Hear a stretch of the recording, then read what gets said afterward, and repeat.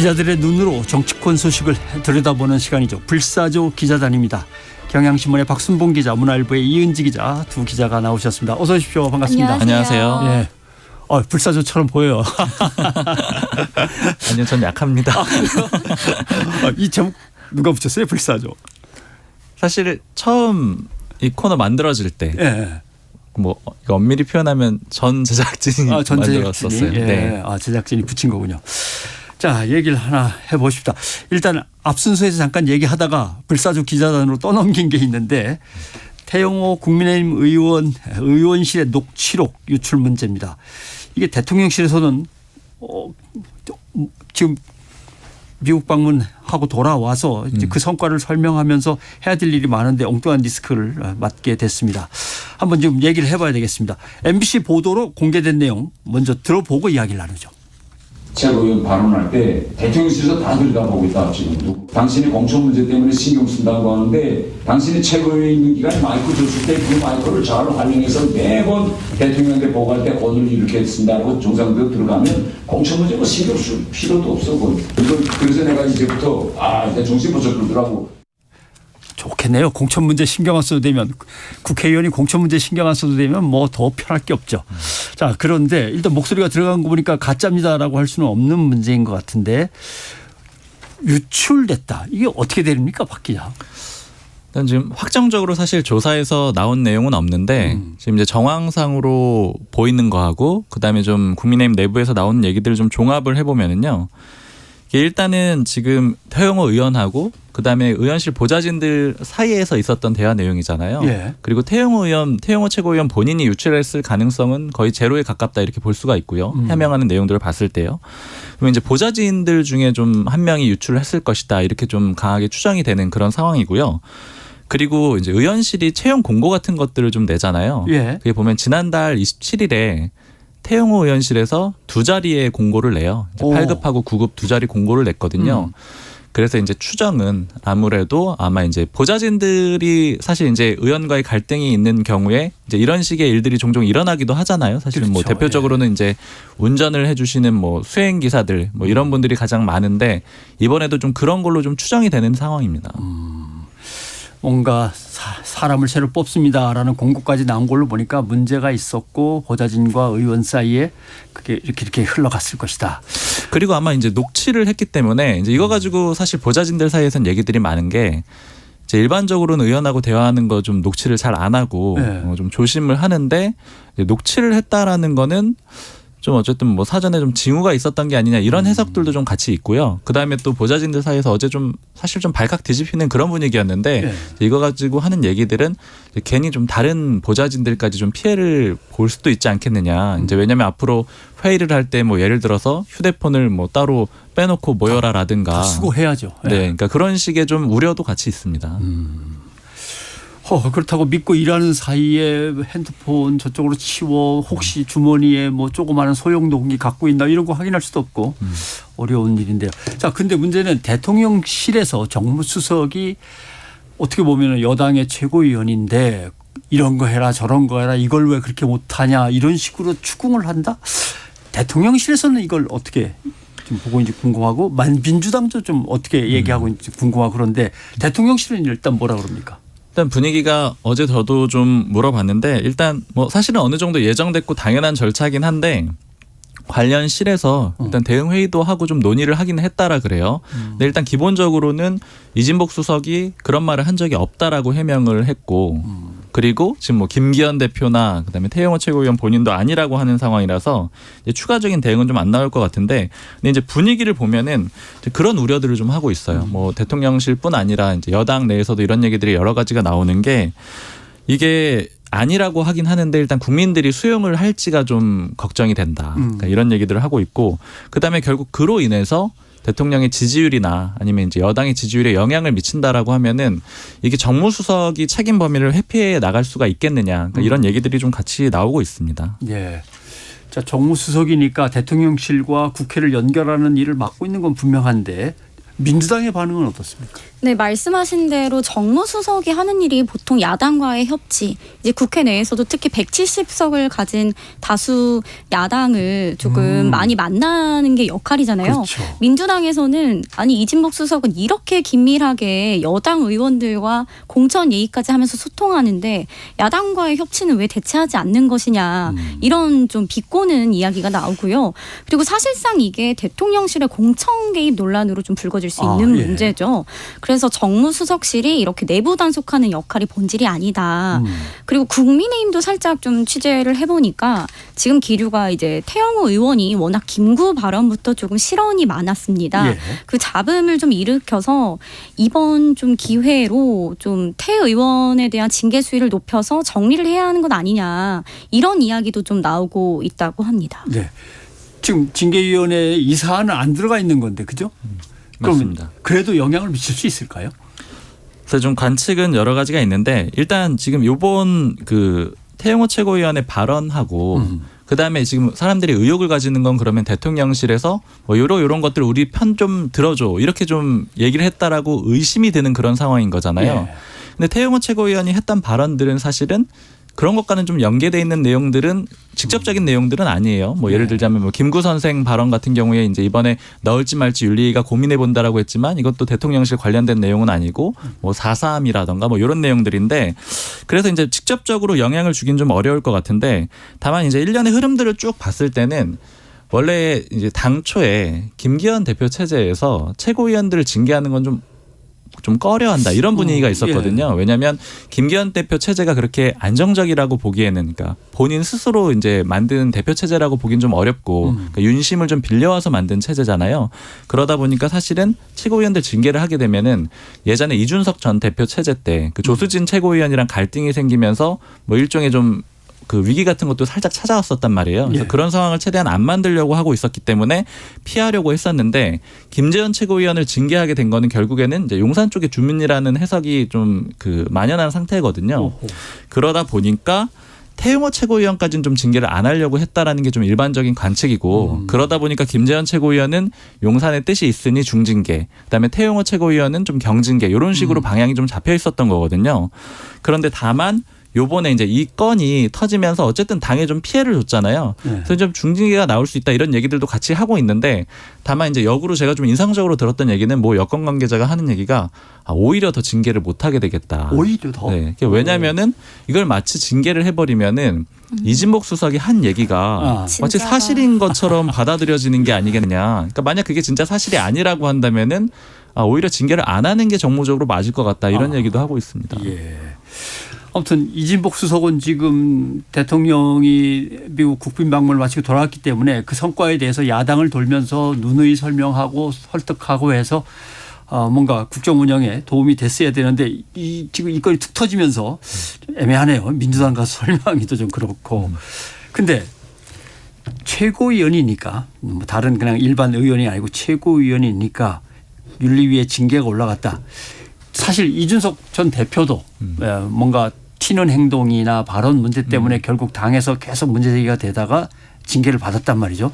관심이 많을 것 같아요. 개인적으로. 야 나랑 한번 어찌 똑같이 하나? 뭐 이렇게 볼 거 아닙니까? 그렇죠. 뭐 이준석 전 대표가 본인이 사실은 사자성어 써서 징계받았다 이런 입장이잖아요. 물론 이제 국민의힘에서는 그것 때문에 징계된 건 아니라고 얘기를 하고 있는데 이준석 전 대표는 그런 기준으로 계속 얘기를 하고 있고 그리고 이제 이준석 전 대표 측이랑 어제 좀 얘기를 해봤어요. 이번에 이제 윤리 같은 거 어떻게 될 것 같냐 전반적으로 얘기를 해봤는데 일단 기대치는 없다. 그러니까 뭐 특별히 자신들만큼 뭐 강한 징계를 하지는 않을 것 같다 이렇게 얘기를 하면서도 어느 쪽이든 나쁘지 않다라는 거예요. 또 징계를 열심히 해가지고 뭐 적정한 수준으로 해서 국민들 마음을 잡게 되면은 그건 뭐 당이 잘 되는 거니까 나쁘지 않은 거다. 근데 만약에 징계가 굉장히 약하게 나온다. 김재현 최고위원에 대해서 예를 들어 그럴 경우에도 나쁘지 않은 게 그 경우에는 이준석 전 대표에 대한 징계가 좀 부당했다라는 점이 부각이 되지 않겠느냐. 그러니까 너무 같은 똑같은 사안이라고 할 수는 없겠지만 비슷한 수준의 사안이라고 친다면은 그런 것들을 훨씬 강하게 징계했던 게 부당하게 보일 수가 있다. 이렇게 좀 얘기들을 하고 있어요.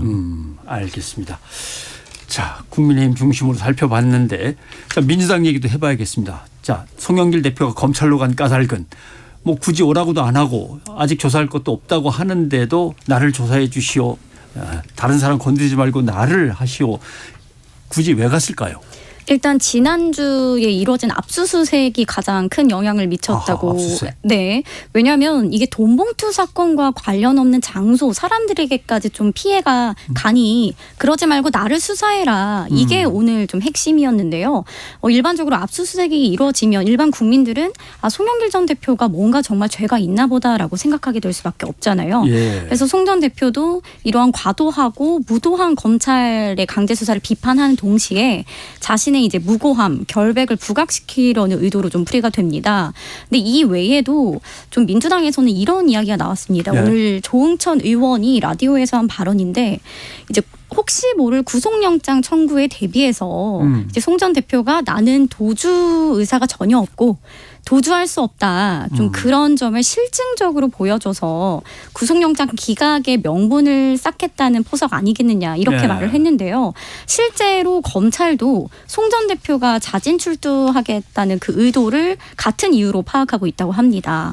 하지만 뭐 압색한 자료들을 검토도 하고 또 조서도 만들어야 제대로 된 조사가 이루어질 수 있는데 예. 좀 이렇게 성급하게 자진 출두하는 모양새가 좀 민주당 내에서는 공감을 좀 얻고 있지 못하고 있어요. 예. 뭐 무고가 뭐 한마디로 쇼잉으로 이게 덮일 수 있느냐, 또 영장실질심사 기각을 위해서 이런 식으로 하는 건 좀 적절치 않다 비판도 나오고 있습니다. 네. 그리고 송영길 전 대표 측에 좀 물어봤는데 사실 자진 출두 형식을 취하기는 했지만 뭐 사실상 기자회견을 좀 하려 한 것이다 이렇게 해명하기도 하더라고요. 예. 사실 뭐 전직이긴 하지만 야당의 지도자를 검찰이 조사한다는 것은 팀을 짜고 질문지를 작성하고 그것을 갖다 윗선에서 다 검토까지 하고 뭐 엄청난 준비가 필요할 건데 아직 그것까지는 안 간 건 분명한데 이런 일이 벌어졌습니다. 하하. 예. 아무튼 민주당 분위기도 참 요새 뭔가 좀 이렇게 새롭게 시작을 해야 되는데 잘 안 되네요. 그래서 내일 의원총회를 연다고 하는데 이게 새로 원내 사령탑에 취임한 박광원 원내대표가 말한 쇄신의총입니까? 아닙니까? 아닙니다. 아니에요. 일단 어제 공지가 나왔을 때는 기자들이 모두 쇄신의총을 이렇게 빨리 한다고 그랬었는데 알고 보니 쇄신의총을 사전에 논의하기 위한 준비의총의 성격입니다. 예. 이게 좀 말이 길죠.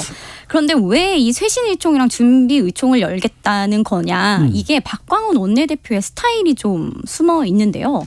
그 박 원내대표가 좀 성격이 치밀하고 좀 갈등을 싫어하고 어떤 일을 하는 데 있어서도 좀 잡음 없이 완벽을 기하는 성격입니다.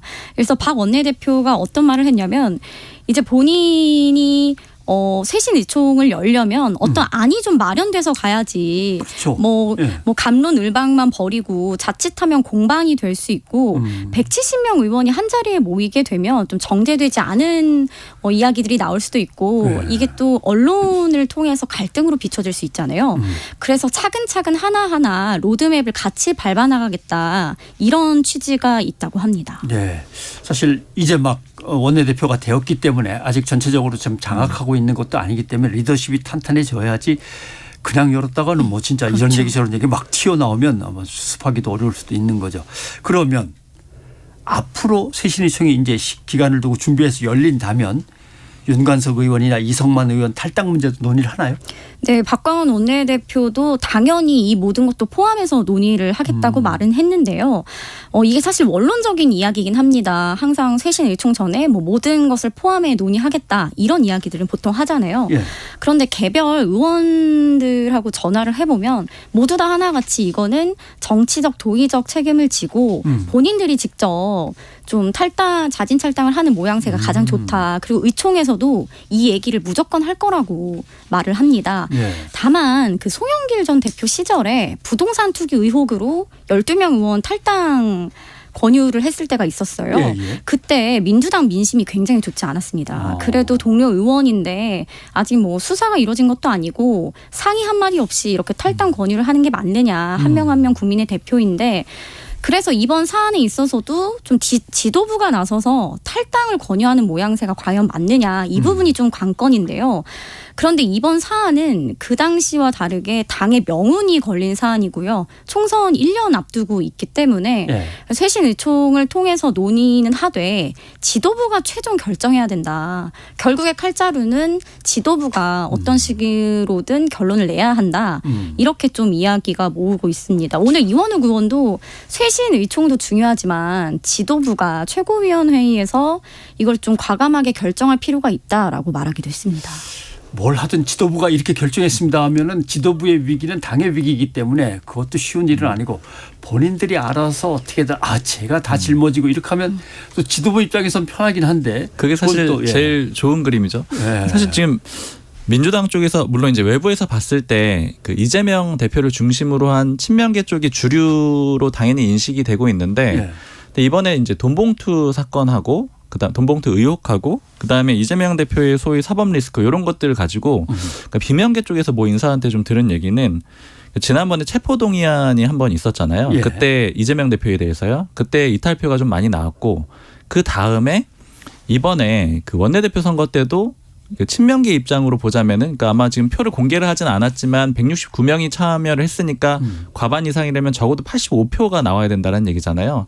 그때보다 훨씬 더 숫자가 많아졌다는 걸 증명을 해줬다라는 거예요. 그래서 이거를 이제 소위 더블 리스크이기 때문에 주류가 좀 바뀌는 그런 신호탄이 좀 될 수가 있다. 그래서 이제 박강원 원내대표가 여기서 어떻게 사실 이제 중간 정도의 지점에 있는 의원들의 마음을 잘 다스려가지고 잘 다독여가지고 끌어오느냐 이게 좀 일종의 힘싸움이 될 수도 있다. 이런 관측들도 좀 같이 하고 있더라고요. 예, 알겠습니다. 자, 그런데 돈봉투 의혹의 발단이 된 거는 이정근 녹음 파일입니다. 예, 녹음 파일 유출이 요새 트렌드인지 계속 그 얘기를 하게 되는데 이걸 누가 언론에 유출했느냐 두고 말이 참 많았는데 이정근 전 사무부총장 알선수재 이제 사건 1심에서 변호를 맡았던 정철승 변호사가 맨 처음에 유출자로 이제 지목이 되기도 했었습니다. 그런데 또 녹취록을 보도한 JTBC나 검찰도 그건 또 아니라고 하고 진실이 무엇인지 여기서 좀 뒷얘기가 뭐 있습니까? 일단 뭐 언론계나 정치권에서 나온 이야기를 조금 종합을 해보면요. JTBC는 일단 이 문제를 굉장히 오랫동안 취재를 해왔다고 합니다. 탐사보도 팀에서. 얼마나? 그래서 이 녹취록을 한 뭐 1년 가까이 했다는 얘기도 있고요. 네. 왜냐하면 이 녹취록을 어떤 경위인지는 알 수 없으나 한 1년 전부터 녹취록 확보를 해서 그 내부 DB망에도 올라와 있었다고 하고요. 예. 그러다가 이제 이정근 전 부총장에 대한 1심 판결이 난 뒤에 이제 릴리즈를 하게 된 거죠. 그래서 그 당시 일각에서는 검찰이 1심 판결에 맞춰서 흘린 건 아니냐 이런 얘기도 있었는데 예. 그건 아닌 것으로 굳어지는 분위기고요. 예. 이번 보도를 두고 이정근 씨 측에서 이제 검찰과 뭐 플리바긴을 약속받고 뭐 제에 흘리고 있는 거 아니냐 뭐 이런 이야기도 나왔는데 이것도 검찰과 이정근 측은 모두 아니라는 입장입니다. 2심에서 구형량을 좀 깎자고 네. 약간 이런 것들을 갖다 슬쩍 흘려주면서 한 건 줬다? 그런 의혹도 있었다. 예. 그래서 이번에 이 전 부총장의 변호인이 JTBC를 고소했죠. 이 녹취록을 이제 공개한 것으로. 근데 이걸 두고 이제 민주당에서는 이정근 씨가 본인의 이제 2심이나 추가 기소될 경우를 대비해서 일종의 좀 방어 장치로 소송을 건 건 아니냐 이런 해석도 나오고 있습니다. 예. 사실 이게 여권에서 이게 처음 녹취록이 딱 공개가 됐을 때 여러 가지 시각으로 봤었는데 결과적으로 좀 초반에 지금 이제 이정근 전 부총장은 검찰이 측에서는 검찰이 줬다라고 얘기를 하고 있는 거니까 진실은 알 수가 없는데 초반에 검찰이 좀 안 준 걸로 왜냐하면 이제 검찰도 아니라고 했고 JTBC도 검찰에서 받은 건 아니라고 얘기를 했거든요. 네. 굳어지면서 이제 나왔던 얘기들은 원래 검찰이 조율하려고 했던 시점보다 훨씬 빨라졌다라는 거예요. 그러니까 JTBC가 보도를 하게 되면서 그 다음에 좀 강제 수사들이 이어졌잖아요. 그러니까 원래 검찰은 조금 더 준비를 해가지고 시점이 좀 나중으로 이제 생각을 하고 있었던 모양인데 JTBC가 일종의 수사 일정을 좀 앞당기게 된 거고 그리고 이제 여권에서 그냥 정무적으로 좀 하는 얘기는 사실 이 수사가 그러니까 만약 2탄이 있는 게 아니라면은 이 총선에 좀 가까운 시점에 이뤄지는 게 정무적으로는 맞다. 근데 이게 좀 앞당겨졌다라고 보기 때문에 그래서 좀 JTBC가 따로 확보를 한 거다 이렇게 좀 추정을 했었던 거거든요. 예. 근데 이제 그렇게 되면 사실 이정근 전 부총장 입장에서는 민주당에서 보면 굉장히 나쁜 사람이 되는 거잖아요. 그러니까 자기 형량 낮추려고 플리바게닝하고 그렇죠. 예. 그다음에 나 좀 구해줘 하면서 뭐 예를 들어 JTBC한테 그 녹취록 주고 이런 사람으로 비치기 때문에 뭐 그걸 견디지 못하고 이제 반대 입장을 좀 내놓은 것 같습니다. 예. 그러면 사실 정치적 생명 자체가 위태로워질 수도 있는 거니까요. 이건 뭐 좀 하나씩 이제 뒷얘기들이 쏟아져 나오는 걸 이제 지켜보면서 결론을 내려야지 지금 좀 섣불리 얘기하기는 좀 어려운 부분인 것 같긴 합니다. 그리고 한미 정상회담 얘기도 좀 해봐야 될 것 같습니다. 윤석열 대통령의 노래 솜씨, 아메리칸 파이 뭐 이야기들 많이 나오고 있는데 이것도 뭐 뒷얘기가 있어요. 사실 여권에서 지금 제일 그 속으로 좀 기뻐하는 내용이랄까요? 예. 이번에 순방 과정에서 윤 대통령이 노래한 거 그리고 또 연설을 영어로 이제 잘 마무리한 거 요거에 대해서 되게 자체적으로 긍정 평가를 하고 있고 어허. 특히나 이게 어떤 구체적인 성과물이냐 하면 뭐 그거는 이제 논쟁의 여지가 있지만 감성적인 부분에서는 국민들로부터 지지율을 좀 올릴 수 있지 않겠느냐 이제 네. 이렇게들 보고 있거든요. 그래서 이제 그런 얘기를 막 주고받고 하는데 그 노래는 뭐 좀 잘한 것 같다 이런 얘기를 하길래 이게 원래 뭐 그런 노래들을 좀 좋아하시냐 이렇게 물어봤더니 예전에 이제 선거 캠프 때 같이 일했던 사람이 예. 그때 선거 때부터 만약에 미국 정상회담으로 방미를 하게 되면은 이 노래는 내가 주제곡으로 하겠다 이렇게 윤 대통령이 언급을 했었던 적이 있었다 그래요. 그러니까 원래부터 좋아했던 노래고 또 생각을 했던 모양입니다. 사실 대통령 후보인데 당선되면 미국을 가는 건 당연한 거죠. 그렇죠. 팝송은 준비해야 되네. 그러면 이제 샹송도 하나 준비하고 깐스네도 하나 준비하고 그래야 될 판이네요. 많이 예. 할 수 있으면 사실 좋긴 하겠죠. 예전에 박근혜 전 대통령은 4개 국어를 했었잖아요. 예, 근데 이제 뭐. 노래를 하지는 않았지만 이제 언어를 하는 게 어쨌든 그 나라에서는 좀 도움이 될 수는 있을 것 같아요. 그렇죠. 나름대로 해외에서 유명인이나 아니면 지도자가 정치 지도자가 왔는데 자기네 나라를 충분히 이해하면서 관련된 노래도 한 곡 그냥 쉽게 뽑아내더라. 네. 그럼 뭐 이미지가 좋긴 좋죠. 그리고 뭐 여권 인사가 이제 윤 대통령 만난 적이 있었는데 좀 네. 공식적인 자리였는데 그때 윤 대통령이 좀 영어에 좀 자신이 없다는 식으로 얘기를 했대요. 근데 자신이 없지만 이런 고위공직자가 되는 사람들은 영어를 잘해야 된다 이런 취지로 얘기를 했다라고 합니다. 그래서 이제 그게 좀 인상적이었는데 이번에 이제 연설을 하는 거를 보고 아 영어를 굉장히 많이 준비를 했구나. 그리고 그러니까 영어를 좀 잘해야 된다라는 그런 생각을 좀 가지고 있었다라 그래요. 뭐 좋은 개인 교사를 붙여가지고 대통령실에서 열심히 함께 연습을 하고 훈련을 하면 실력은 금방 늘 것 같은데 아무튼 기대했던 것 이상의 아무튼 노래 솜씨라든가 뭐 영어 연설 여기에 대해서는 좋은 점수가 나오는 거는 같습니다. 그러나 문제는 제대로 가서 핵 확장 억제에 대한 뭐 이런저런 것이라든가 경제적 실익을 챙겨왔느냐의 문제인데 우선 핵 문제 얘기한다 보면 김태우 국가안보실 1차장은 느낌적 느낌으로는 미국과 핵을 공유한 것이다라고 했는데 미국은 핵 공유란 말 이렇게 쉽게 쓰지 말아라라고 분명히 얘기를 하고 여기에 대해서 대통령실은 뭐라 그럽니까? 그러니까 이제 표면적인 얘기 말고 그냥 수면 아래서 좀 이제 편하게 하는 얘기들을 보면은 일단 김태우 차장이 실세인 게 맞는데 예. 실세인 게 맞는데 그로 인해서 그러니까 약간의 오바가 있었던 게 아니냐. 그러니까 이 표현 같은 것들은 그러니까 어느 정도 자신감이 있고 그렇기 때문에 좀 과한 표현이 나왔던 것 같다 이런 얘기들을 하고 그리고 이제 내부적으로 좀 문제가 있다라고 보는 것들은 어떤 게 있냐면은 이제 뭐 단적으로 좀 더 검증은 해봐야 되겠지만 이제 표현을 이제 박근혜 청와대에 있었던 사람이 하는 표현은 뭐냐면 그때 뭐 오병세라고 이렇게 부르면서 그때 윤병세 외교부 장관이 5년 거의 가까이 다 했었어요. 네. 그리고 그때 당시에는 소위 말하는 이제 외무고시 출신의 외교부 전통 라인들이 다 그 자리에 있었고요. 그래서 이제 박근혜 청와대에 있었던 사람의 표현으로는 이 박근혜 전 대통령은 순방을 갔다 오면 지지율이 다 올랐고 예. 실수라든가 이런 거를 좀 생각할 필요가 전혀 없었다라는 거예요. 근데 이번에 이제 외교 라인은 좀 외부 인사들이 많았다라는 거죠. 뭐 대표적으로 김성환 실장도 좀 교수 출신이고, 그러니까 이 라인 자체가 전통적인 외교관 라인이 아니라는 점. 그리고 이제 여기에 더해서 어떤 문제가 생기냐면 아까 이제 김태호 차장이 실세라고 말씀을 드렸는데 이 실세가 있게 되면은 기존의 보고 체계가 무너진다라는 거예요. 그러니까 원래 전통 외교 라인이었다라면은 이제 기수별로 딱딱딱 나눠져 있었겠죠. 그래서 이제 장관까지 쭉 올라가는 과정이 있고 브리핑도 그 윤병세 장관이 대부분 했었거든요. 그러죠. 예. 그러니까 그렇게 되면은 중간 과정에 걸러질 수가 있고 이런데 예를 들어 김태호 차장이 어떤 표현을 쓰겠다라고 했을 때 대통령한테 직접 보고도 가능할 뿐더러 즉 안보실장을 거칠 필요가 없을 뿐더러 그다음에 김태호 차장이 어떤 표현을 쓴다라고 했을 때 누가 제지를 할 수가 있겠느냐. 그러니까 그게 뭐 잘못됐다 이렇게 말하기가 좀 어려운 고저다 이런 문제점을 좀 얘기를 하고 그다음에 또 시기적으로도 좀 어려운 점이 있었던 게 이제 외교 라인들이 좀 그 줄사퇴하는 그런 상황이 있었잖아요. 그렇죠. 그러니까 실제 수장은 조태용 실장인데 조태용 실장이 갑작스럽게 들어왔잖아요. 그리고 이 한미 정상회담을 준비하는 과정에서 물론 이제 미국에서 준비는 좀 했겠지만 국내에서 총괄을 했던 건 아니기 때문에 또 김태호 차장이 수장격으로 역할을 하게 됐던 거예요. 네. 그러다 보니까 이제 일종의 좀 안정망 같은 게 좀 덜 작동을 해서 이제 과한 표현이 나온 게 아니냐 이런 얘기들이 있고 그다음에 좀 어제 들었던 좀 인상적인 거는 원래 조태용 실장이 이제 좀 들리는 얘기로는 실장을 맡을 때 이렇게 브리핑이나 이런 거에 좀 전면적으로 나서지 않겠다라는 그런 입장이었다 그래요. 그러니까 그런 거는 좀 이제 뭐 차장이라든가 대변인들 통해서 하겠다 이런 입장이었는데 어제 보면은 YTN하고 인터뷰를 했거든요. 네.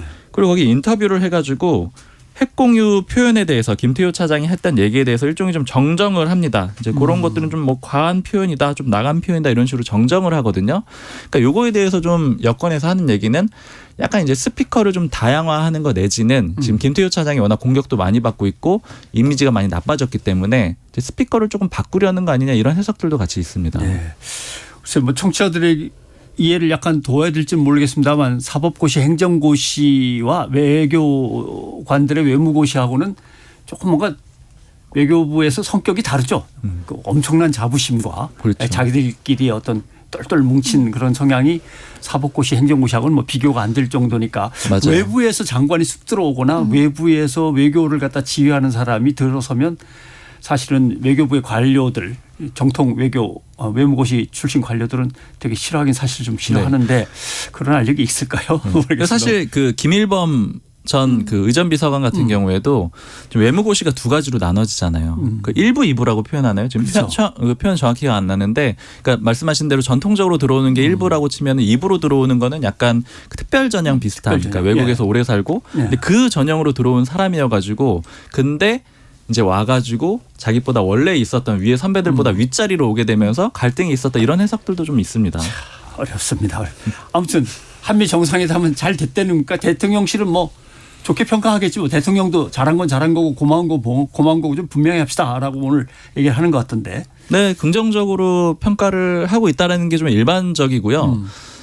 그리고 국민의힘에서 좀 얘기 들었던 것 중에 인상적인 거는 이제 대통령의 말실수가 좀 없었다. 그러니까 그런 것들이 만약에 있었다라면은, 그러니까 이번에 이제 핵 공유 뭐 내지는 이번에 이제 그 NCG라던가 이런 문제에 대해서 뭐 여러 가지 논란도 있고 야당에서 반발도 있긴 하지만 이제 여권에서 생각하는 거는 어떤 정책을 추진하는 과정에서 이제 예. 그런 것들은 괜찮다라는 거예요. 그러니까 그런 과정에서 나오는 논쟁은 괜찮은데, 그러니까 예를 들자면 옛날에 뭐 논란 같은 거 말실수 논란, 뭐 예. 바이든 뭐 날리면 이런 논란들은 부담스럽지만 어떤 정책을 정부가 정해가지고 추진하는 과정에서 나오는 반발은 지지율에서 좀 나쁘지 않더라 이렇게 보고 있기 때문에 전체적으로 좀 긍정적으로 평가를 하고 있습니다. 네, 알겠습니다.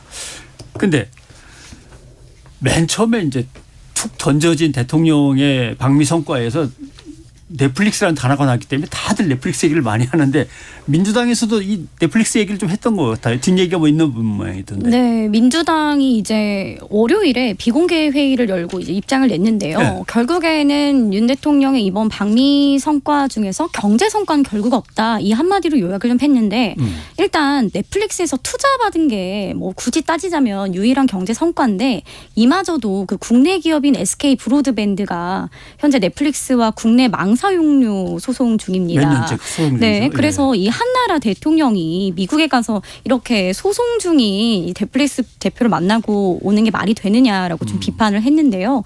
그래서 정부가 좀 성과로 홍보한 넷플릭스 투자 유치도 좀 깎아내렸습니다. 네. 그리고 오늘 민주당에서 나왔던 반응 중에 좀 재밌는 거 하나를 소개해드리면 조응천 의원이 윤 대통령이 이번에 사교는 기가 막히게 하고 오셨다. 사교는. 네, 번외 게임을 잘했다라고 평가를 했는데요. 다만 이제 본 게임인 경제 외교 성과는 없었다라고 좀 꼬집었습니다. 사교는 잘하고 외교는 못했다 이런 얘기인 모양이군요. 예, 이건 민주당의 반응이었습니다. 알겠습니다. 자, 박순봉 기자, 이현지 기자, 불사주 기자 오늘 여기까지 하겠습니다. 두 분 고맙습니다. 감사합니다. 고맙습니다.